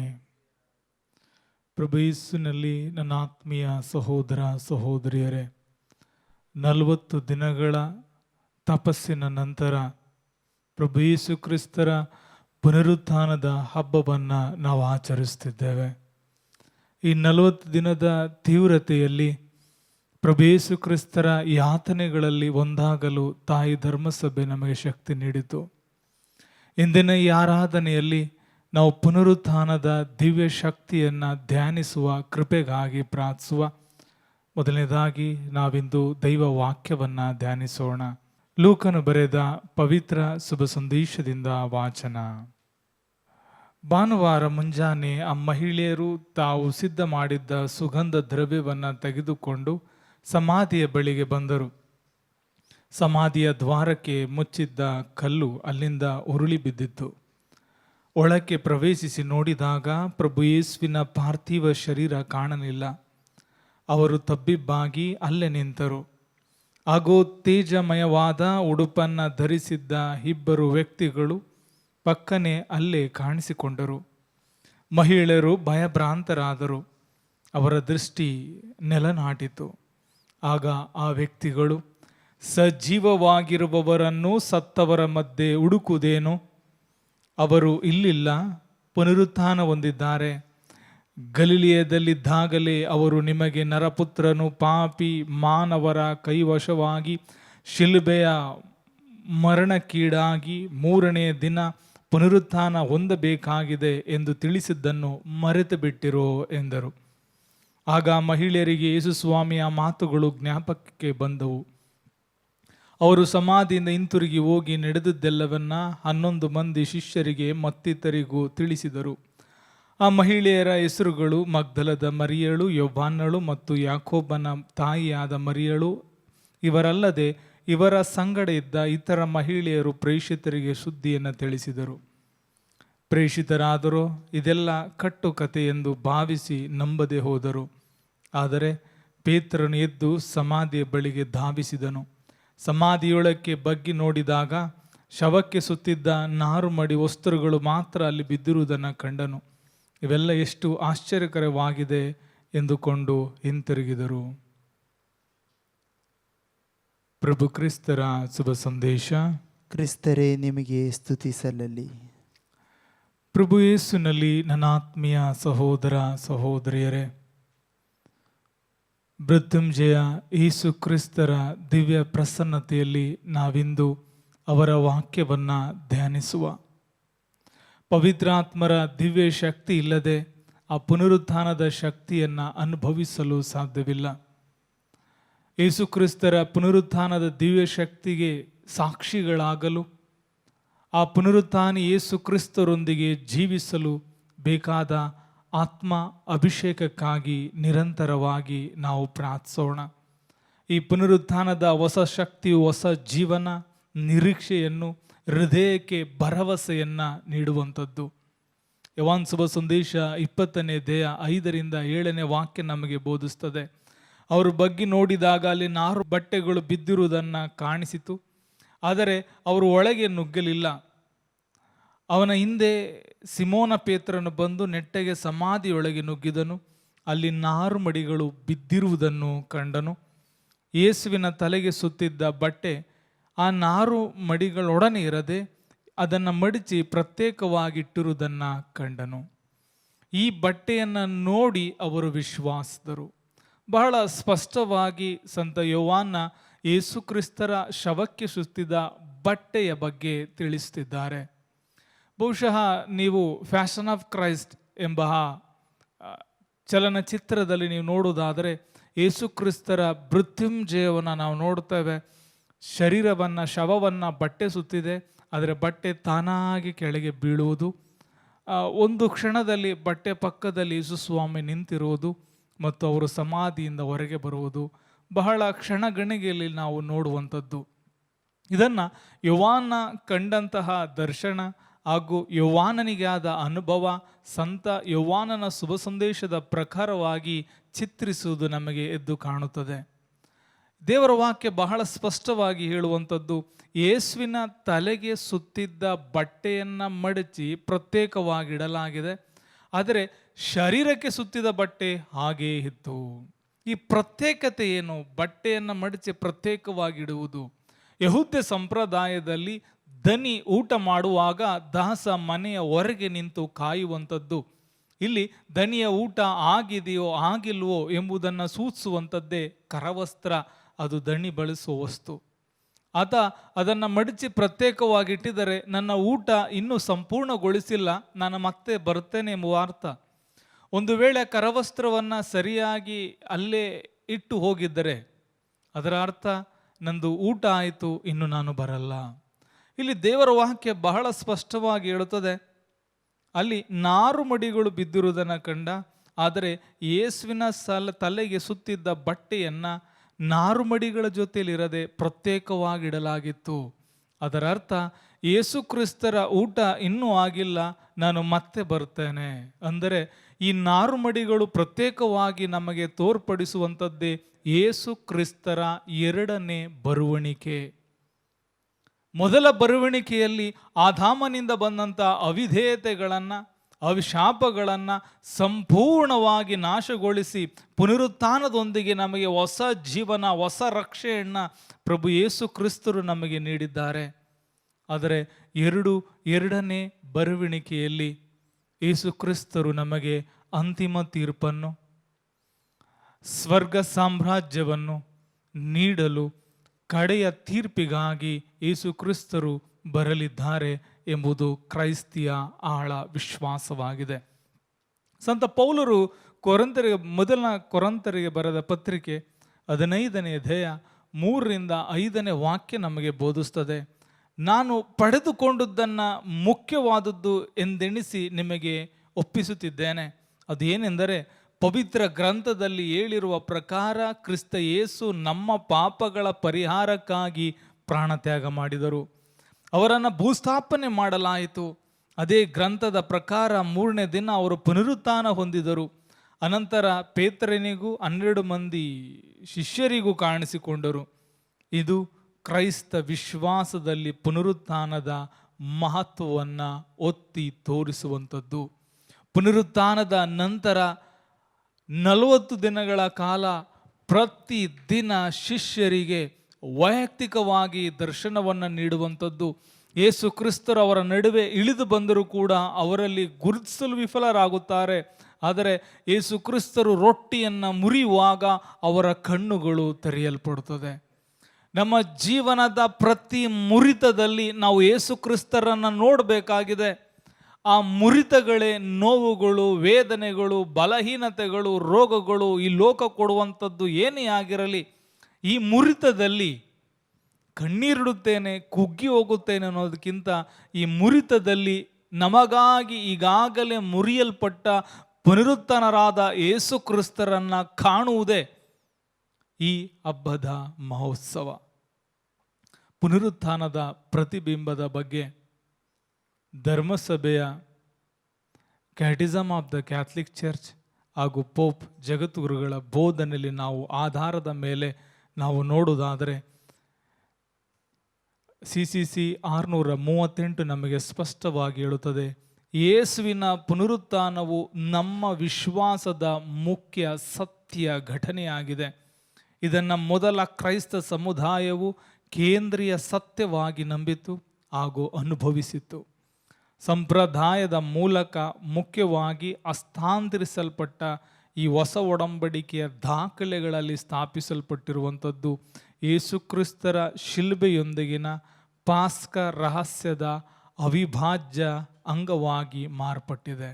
ಹಾಗೂ 656ನೇ ಸಂಖ್ಯೆ ನಮಗೆ ಬೋಧಿಸ್ತದೆ, ಪುನರುತ್ಥಾನದ ವಿಶ್ವಾಸವು ಶಿಷ್ಯರು ನಿಜವಾಗಿ ಎದುರಿಸಿದ ಐತಿಹಾಸಿಕ ಘಟನೆಯಾಗಿದೆ. ಅದೇ ಸಮಯದಲ್ಲಿ ಇದು ಕ್ರಿಸ್ತರ ಮಾನವತೆಯ ದೇವರ ಮಹಿಮೆಯ ಪ್ರವೇಶಿಸಿದ ಘಟನೆಯಾಗಿದೆ. ಈ ಪುನರುತ್ಥಾನಕ್ಕೆ ಅನೇಕರು ಸಾಕ್ಷಿ ನೀಡಿದರು, ಮಹಿಳೆಯರೆಂದಿಡಿದು ಶಿಷ್ಯರವರೆಗೆ. ಯೆಹೂದ್ಯರ ಪ್ರಕಾರ ಮಹಿಳೆಯರ ಸಾಕ್ಷಿಗೆ ಬೆಲೆ ಇಲ್ಲ, ಆದರೆ ಬೆಲೆ ಇಲ್ಲದ ಮಹಿಳೆಗೆ ಪ್ರಥಮ ಬಾರಿಗೆ ಯೇಸು ಸ್ವಾಮಿ ದರ್ಶನವನ್ನು ಕೊಡುತ್ತಾರೆ. ತದನಂತರ ಶಿಷ್ಯರುಗಳಿಗೆ ಕೊಡುತ್ತಾರೆ. ಅವರು ಪಡೆದ ದರ್ಶನವನ್ನು ಇಡೀ ವಿಶ್ವಕ್ಕೆ ಹಂಚಿದ್ದಾರೆ ಹಾಗೂ ಶುಭ ಸಂದೇಶದ ಪುಟಗಳಲ್ಲಿ ಬರೆದಿಟ್ಟಿದ್ದಾರೆ. ಇಂದು ಯೇಸು ಕ್ರಿಸ್ತರ ಅನುಭವಗಳು, ಪುನರುತ್ಥಾನಿ ಯೇಸುವನ್ನು ಪ್ರತಿದಿನ ನಾವು ಸಂಧಿಸ್ತಿದ್ದೇವೆ. ಪರಮ ಪ್ರಸಾದದಲ್ಲಿ, ವ್ಯಕ್ತಿಗಳಲ್ಲಿ, ಲೋಕದ ಪ್ರತಿದಿನದ ಜಂಜಾಟಗಳಲ್ಲಿ ನಾವು ಯೇಸುವನ್ನು ಸಂಧಿಸ್ತಿದ್ದೇವೆ. ಯೇಸು ಕೊರತೆ ಉಳ್ಳ ವ್ಯಕ್ತಿಯಾಗಿ ಬರಬಹುದು. ಆ ಯೇಸುವಿಗೆ ನನ್ನ ನಿಮ್ಮ ಸಹಾಯ ಬೇಕಾಗಿದೆ. ದೇವರ ವಾಕ್ಯ ಹೇಳುತ್ತದೆ, ನಾನು ಹಸಿದಿದ್ದೆ ನೀವು ಉಣಲು ಕೊಟ್ಟಿರಿ, ನಾ ಬಾಯಾರಿದ್ದೆ ನೀವು ಕುಡಿಯಲು ಕೊಟ್ಟಿರಿ. ಈ ಕೊರತೆ ದಾಹ ಉಳ್ಳ ವ್ಯಕ್ತಿಗಳ ಮೂಲಕ ಯೇಸು ನಮ್ಮ ಜೀವಿತವನ್ನು ಸ್ಪಂದಿಸ್ತಿದ್ದಾರೆ. ಶಾರೀರಿಕವಾಗಿ ಲೌಕಿಕವಾಗಿ ಕೊರತೆ ಇರುವ ವ್ಯಕ್ತಿಗಳಿಗೆ ನೀರನ್ನು, ಆಹಾರವನ್ನು, ಬಟ್ಟೆಯನ್ನು ಕೊಡುವುದು ಸ್ವಲ್ಪ ಸುಲಭವೆನಿಸಿದರೂ ಕೂಡ ಬಹಳ ಕಷ್ಟವಾಗಿ ನಮಗೆ ಕಾಣುವಂಥದ್ದು ಆಧ್ಯಾತ್ಮಿಕ ಜೀವನದ ಕೊರತೆ. ಇಂದು ವ್ಯಕ್ತಿಗಳಿಗೆ ಕೊರತೆ ಇರೋದು ನೀರಿನ, ಅನ್ನದ ದಾಹವಲ್ಲ, ಪಾವಿತ್ರತೆಯ ದಾಹ. ಪಾವಿತ್ರತೆ ಇಲ್ಲದೆ ಲೋಕದ ಜಂಜಾಟಗಳಲ್ಲಿ, ಪಾಪದ ಮಲಿನತೆಯಲ್ಲಿ ಜೀವಿಸ್ತಿದ್ದಾರೆ. ದೈವ ಸ್ನೇಹದಿಂದ ದೂರ ಸರಿಯುತ್ತಿದ್ದಾರೆ. ಕೆಲವೊಮ್ಮೆ ಧರ್ಮಸಭೆಯಿಂದ ದೂರ ಸರಿಯುತ್ತಿದ್ದಾರೆ. ಇಂತಹ ಅವಿಶ್ವಾಸಿಗಳನ್ನು, ಬಲಹೀನರುಗಳನ್ನು ಎದುರುಗೊಂಡಾಗ ಅವರ ಬಲಹೀನತೆಗಳ ಬಗ್ಗೆ ಎತ್ತು ಮಾತಾಡ್ತೀವೋ ಅಥವಾ ಅವರ ಪರವಾಗಿ ನಾವು ಭಿನ್ನಯಿಸ್ತೇವೋ? ಒಂದು ವೇಳೆ ಈ ಆಧ್ಯಾತ್ಮಿಕ ಕೊರತೆಯಲ್ಲಿ ಜೀವಿಸುವ ವ್ಯಕ್ತಿಗಾಗಿ ನಾವು ಪ್ರಾರ್ಥಿಸುವುದಾದರೆ, ಅಬ್ರಹಾಮನಿಗೆ ಲೋಟನ ಪರವಾಗಿ ಅಬ್ರಹಾಮನು ಪ್ರಾರ್ಥಿಸಿದಂತೆ ನಾವು ಕೂಡ ಪ್ರಾರ್ಥಿಸಬೇಕಾಗಿದೆ. ದೇವರು ಸೊದೋಮ್ ಗೋಮರವನ್ನು ನಾಶ ಮಾಡುವ ಮೊದಲು ಅವರು ಆಲೋಚಿಸುವಂಥದ್ದು, ಈ ವಿಷಯವನ್ನು ಅಬ್ರಹಾಮನಿಂದ ಮರೆಸುವುದು ಒಳ್ಳೆಯದಲ್ಲ. ಹಾಗಾಗಿ ಅಬ್ರಹಾಮನಿಗೆ ಹೇಳಿದ್ದು. ಆಗ ಅಬ್ರಹಾಮ ಭಿನ್ನಯಿಸಿ ಪ್ರಾರ್ಥಿಸಿದ. ಯಾವುದೇ ಬದಲಾವಣೆಗಳಾಗಲಿ, ಯಾವುದೇ ನಾಶಗಳಾಗಲಿ ದೇವರು ತನ್ನ ಪ್ರವಾದಿಗಳಿಗೆ ತಿಳಿಸದೆ ತಮ್ಮ ಕಾರ್ಯವನ್ನು ಮುಂದುವರಿಸುವುದಿಲ್ಲ. ಇದು ತಿಳಿಸುವುದು ನೋಡಲು ಅಲ್ಲ, ಆ ಆತ್ಮಗಳಿಗಾಗಿ ಭಿನ್ನಯಿಸಲು. ಎಲ್ಲಿಯವರೆಗೆ ನಮ್ಮಲ್ಲಿ ಕ್ಷಮೆ, ಪ್ರೀತಿ, ತಾಳ್ಮೆ ಇರುವುದಿಲ್ಲವೋ ಅಲ್ಲಿವರೆಗೂ ಈ ಮಧ್ಯಸ್ಥಿಕೆ ಪ್ರಾರ್ಥನೆ ನಿಲ್ಲುವುದು ಬಹಳ ಕಷ್ಟವಾಗ್ತದೆ. ಈ ವ್ಯಕ್ತಿಗಳಿಂದ ಬರುವಂತಹ ತೊಂದರೆಗಳಲ್ಲಿ ಆ ಪ್ರಾರ್ಥಿಸೋ ಬದಲು ನಾವು ಅವರಿಗೆ ಶಾಪಗಳನ್ನು ಕೊಟ್ಟು, ನೋವುಗಳನ್ನು ಕೊಟ್ಟು ಸ್ವರ್ಗಕ್ಕೆ ಎಳೆಯೋ ಬದಲು ಅನೇಕ ಬಾರಿ ಅರಿಯಿಲ್ಲದೆ ನರಕಕ್ಕೆ ನಾವು ತಳ್ತಾ ಇದ್ದೇವೆ. ಹಾಗೂ ನಾವು ಮಧ್ಯಸ್ಥಿಕೆ ಪ್ರಾರ್ಥನೆ ಮಾಡುವಾಗ ಹೊಸ ಚೇತನ, ನವೀಕರಣ, ಬಲವನ್ನು ಧರ್ಮಸಭೆಗೆ ನೀಡುತ್ತದೆ. ಎಲ್ಲೆಲ್ಲಿ ಕೊರತೆಗಳಿದೆ ಅಲ್ಲೆಲ್ಲ ನಾವು ಪ್ರಾರ್ಥಿಸಬೇಕಾಗಿದೆ. ಆ ಖಾಲಿ ಸಮಾಧಿಯಲ್ಲಿ ನೋಡಿದಾಗ ದೂತರು ಹೇಳುವ ಮಾತು, ಸಜೀವವಾದವರನ್ನು ಸತ್ತವರ ಮುಂದೆ ಹುಡುಕುವುದೇಕೆ? ಅವರು ಇಲ್ಲಿಲ್ಲ, ಪುನರುತ್ಥಾನ ಹೊಂದಿದ್ದಾರೆ. ಆ ಖಾಲಿ ಸಮಾಧಿಯ ಸಾಕ್ಷ್ಯ. ಅವರಿಲ್ಲಿಲ್ಲ, ಪುನರುತ್ಥಾನ ಹೊಂದಿದ್ದಾರೆ. ಹೌದು, ಆ ಪುನರುತ್ಥಾನಿ ಕ್ರಿಸ್ತ ಯೇಸುವನ್ನು ಹುಡುಕುವ ನಿರಂತರ ಹೋರಾಟವೇ ಆಧ್ಯಾತ್ಮಿಕ ಪಯಣ. ಇಂದು ಆ ಯೇಸುವನ್ನು ನಾನು ನೋಡಬೇಕು. ಅವರಿಲ್ಲಿಲ್ಲ, ಪುನರುತ್ಥಾನ ಹೊಂದಿದ್ದಾರೆ. ಹಾಗಾದರೆ ಪುನರುತ್ಥಾನ ಹೊಂದಿದ ಯೇಸು ಎಲ್ಲಿದ್ದಾರೆ? ಆ ಯೇಸುವಿನ ಸ್ನೇಹಕ್ಕಾಗಿ ನಾನು ಇಂದು ಹುಡುಕಬೇಕಾಗಿದೆ. ನಾನು ಕಳೆದುಕೊಂಡ ಆ ಯೇಸುವನ್ನು, ನನ್ನ ಪಾಪ ಶಾಪ ವೇದನೆಗಾಗಿ ಸತ್ತು ಮೃತ್ಯುಂಜಯರಾದ ಯೇಸು ಕ್ರಿಸ್ತರನ್ನು ಮತ್ತೊಮ್ಮೆ ಕಳೆದುಕೊಳ್ಳುವ ಪ್ರಯತ್ನ ಬೇಡ. ಮತ್ತೊಮ್ಮೆ ಕಳೆದುಕೊಳ್ಳದೆ ಮತ್ತೊಮ್ಮೆ ಅವರೊಂದಿಗೆ ಜೀವಿಸುವ ಕೃಪೆಗಾಗಿ ಪ್ರಾರ್ಥಿಸುವ. ನನ್ನ ಇಂದಿನ ಶ್ವಾಸ, ನನ್ನ ಇಂದಿನ ಜೀವಿತ ಅವರಿಗಾಗಿ ಜೀವಿಸುವ ಕೃಪೆ ಉಂಟಾಗಲಿ. ಪ್ರಿಯರೇ, ಈ ಪುನರುತ್ಥಾನದಲ್ಲಿ ನಿರೀಕ್ಷೆ ಇಲ್ಲದ ನಮ್ಮೆಲ್ಲ ಜೀವನಗಳನ್ನು ಸಮರ್ಪಿಸುವ, ಉತ್ತರ ಸಿಗದ ಪ್ರಶ್ನೆಗಳನ್ನು ಸಮರ್ಪಿಸುವ ಪ್ರಭು ಕ್ರಿಸ್ತರನ್ನು ನಮ್ಮ ಜೀವನದಲ್ಲಿ ಬೆಂಬಲವಾಗಿ ಇರಿಸಿಕೊಳ್ಳುವ, ನಮ್ಮೆರಡು ಕರಗಳನ್ನು ಹೃದಯದ ಮೇಲಿಡುವ, ಕಣ್ಣುಗಳನ್ನು ಮುಚ್ಚುವ, ಪ್ರಾರ್ಥಿಸುವ. ಸರ್ವಶಕ್ತ ತಂದೆಯಾದ ದೇವರೇ, ನಿಮ್ಮ ಪುನರುತ್ಥಾನದ ಹಬ್ಬವನ್ನು ಆಚರಿಸುವ ಸಮಯದಲ್ಲಿ ನಿಮ್ಮ ಪುನರುತ್ಥಾನಕ್ಕೆ ಶಿಷ್ಯರು ಸಾಕ್ಷಿಯಾಗಿದ್ದಂತೆ ಕ್ರೈಸ್ತಿಯ ಜೀವನದಲ್ಲಿ ದೀಕ್ಷಾ ಸ್ನಾನದ ಮೂಲಕ, ಸಂಸ್ಕಾರಗಳ ಮುಖಾಂತರ ನಿಮಗೆ ಸಾಕ್ಷಿಗಳಾಗುವ, ನಿಮ್ಮನ್ನು ಪ್ರತಿಬಿಂಬಿಸುವ ದಿವ್ಯ ಕೃಪೆಯನ್ನು ನಮ್ಮೆಲ್ಲರಿಗೆ ದಯಪಾಲಿಸಿರಿ. ನಿಮ್ಮ ಪುನರುತ್ಥಾನದ ದಿವ್ಯ ಶಕ್ತಿಯು ಬದಲಾಗದ ಶಕ್ತಿ, ಅಳಿಯದ ಅಕ್ಷಯವಾದ ಶಕ್ತಿ. ಈ ಶಕ್ತಿಯು ಇಂದು ನಮ್ಮೆಲ್ಲರನ್ನ ಆವರಿಸಿಕೊಳ್ಳಲಿ. ಪುನರುತ್ಥಾನಿ ಶಕ್ತದಲ್ಲಿ ಜೀವಿಸಲು, ಸಶಕ್ತರಾಗಲು ಪವಿತ್ರಾತ್ಮರ ಅಗ್ನಿ ಅಭಿಷೇಕವನ್ನು ತುಂಬಿಸಿರಿ. ನಿಮ್ಮ ಪವಿತ್ರಾತ್ಮರ ಬೆಂಕಿಯೊಂದಿಗೆ ನಿಮ್ಮನ್ನು ನೋಡಲು, ನಿಮ್ಮೊಂದಿಗೆ ಜೀವಿಸಲು ಬೇಕಾದ ಕೃಪೆಯನ್ನು ದಯಪಾಲಿಸಿರಿ. ನಿಮ್ಮ ಎರಡನೇ ಬರುವಣಿಕೆವರೆಗೂ ಎಲ್ಲ ಆತ್ಮಗಳು ಸ್ವರ್ಗ ಸೇರಲು ಬೇಕಾದ ಕೃಪೆಯನ್ನು ದಯಪಾಲಿಸಿರಿ. ನರಕದಲ್ಲೂ ಶುದ್ಧೀಕರಣದಲ್ಲಿರುವಂಥ ಎಲ್ಲ ಆತ್ಮಗಳ ಪರವಾಗಿ ನಾವು ಭಿನ್ನಯಿಸಿ ಪ್ರಾರ್ಥಿಸ್ತೇವೆ. ನಿಮ್ಮ ಪುನರುತ್ಥಾನದ ದಿವ್ಯ ಶಕ್ತಿಯು, ಕ್ಷಮೆಯು, ಪ್ರೀತಿಯು ಎಲ್ಲ ಆತ್ಮಗಳನ್ನು ತೊಳೆದು ಬಲಪಡಿಸಿ ನಿಮ್ಮ ಕೃಪೆ ಕರುಣೆಯಿಂದ ಸ್ವರ್ಗವನ್ನು ದಯಪಾಲಿಸಲೆಂದು ನಾವು ಭಿನ್ನಯಿಸಿ ಪ್ರಾರ್ಥಿಸ್ತೇವೆ. ಪ್ರಭುವೇ, ನಮ್ಮ ಧರ್ಮ ಕೇಂದ್ರವನ್ನು, ಧರ್ಮ ಸಭೆಯನ್ನು ನಿಮ್ಮ ದಿವ್ಯ ಕರೆಗಳಲ್ಲಿ ಸಮರ್ಪಿಸ್ತೇವೆ. ಪುನರುತ್ಥಾನದ ದಿವ್ಯ ಶಕ್ತಿಯು ನಮ್ಮ ಕುಟುಂಬವನ್ನು, ಧರ್ಮಸಭೆಯನ್ನು ಆವರಿಸಿಕೊಳ್ಳಲಿ. ವಿಶ್ವಾಸ ಪ್ರತಿಯೊಬ್ಬರು ಆತ್ಮ ರಕ್ಷಣೆಯನ್ನು ಹೊಂದುವಂತಾಗಲಿ. ಸರ್ವಶಕ್ತ ದೇವರ ಹೆಸರಿನಲ್ಲಿ ನಾವು ಪ್ರಾರ್ಥಿಸ್ತೇವೆ. ಆಮೇನ್. ಸ್ವರ್ಗದಲ್ಲಿರುವ ನಮ್ಮ ತಂದೆಯೇ, ನಿಮ್ಮ ನಾಮ ಪೂಜಿತವಾಗಲಿ.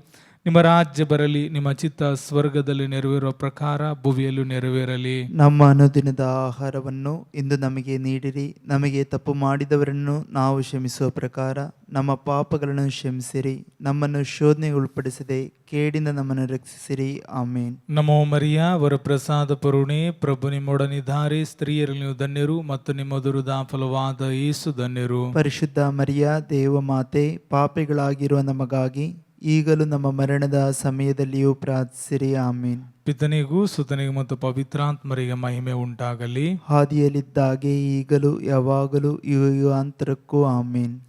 ಪ್ರಿಯರೇ, ಕೀರ್ತನೆಗಳ ಪುಸ್ತಕ 34:5 ವಾಕ್ಯ ಹೇಳುತ್ತೆ, ಆತನತ್ತ ತಿರುಗಿದ ಮುಖವು ಅರಳುವುದು, ಲಜ್ಜೆಗೆಂದಿಗೂ ಅದು ಕುಂದಿ ಹೋಗೋದು.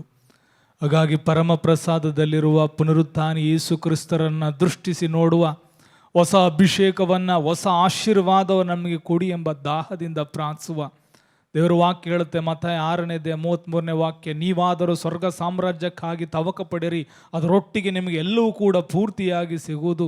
ಹಾಗಾಗಿ ಸ್ವರ್ಗ ಸಾಮ್ರಾಜ್ಯಕ್ಕಾಗಿ ತವಕ ಪಡುವ, ಲೌಕಿಕವಾದುದನ್ನು, ಚಿಂತೆಗಳನ್ನು ಬದಿಗೊತ್ತಿ ಯೇಸು ಕ್ರಿಸ್ತರ ಪ್ರೀತಿ, ಕರುಣೆ, ಕ್ಷಮೆಗಾಗಿ ನಾವು ಸ್ತುತಿಸುತ್ತಾ, ಆರಾಧಿಸುತ್ತಾ ಅಂತಿಮ ಆಶೀರ್ವಾದಕ್ಕೆ ಸಿದ್ಧರಾಗುವ. Hallelujah, hallelujah, hallelujah, hallelujah, hallelujah, hallelujah, ಪ್ರೀತಿ ಬರೋ, ಆತ್ಮನೇ ಬರೋ, ಯೇಸುವೇ ಬರೋ, ಸ್ವಾಮಿಯೇ ಬರೋ. ಪ್ರೀತಿ ಬರೋ, ಆತ್ಮನೇ ಬರೋ, ಯೇಸುವೇ ಬರೋ, ಸ್ವಾಮಿಯೇ ಬರೋ. ಪ್ರೀತಿಯೇ ಬರೋ, ಆತ್ಮರೇ ಬರೋ, ಯೇಸುವೇ ಬರೋ, ಸ್ವಾಮಿಯೇ ಬರೋ. ಪ್ರೀತಿಯೇ ಬರೋ, ಆತ್ಮನೇ ಬರೋ, ಯೇಸುವೇ ಬರೋ, ಸ್ವಾಮಿಯೇ ಬರೋ. ಪ್ರೀತಿಯೇ